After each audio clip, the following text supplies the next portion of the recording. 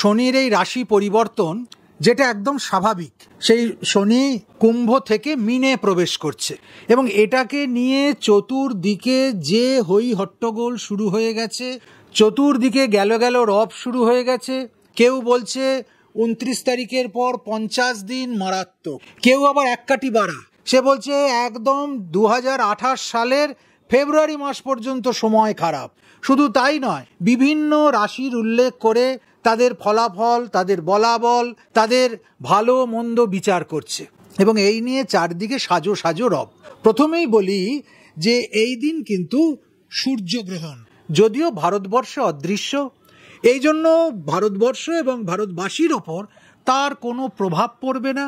ভারতবাসীদের এই অমাবস্যাতে সূর্যগ্রহণ হওয়ার জন্য গ্রহণজনিত যা কৃত্য তা কোনোটাই পালন করতে হবে না।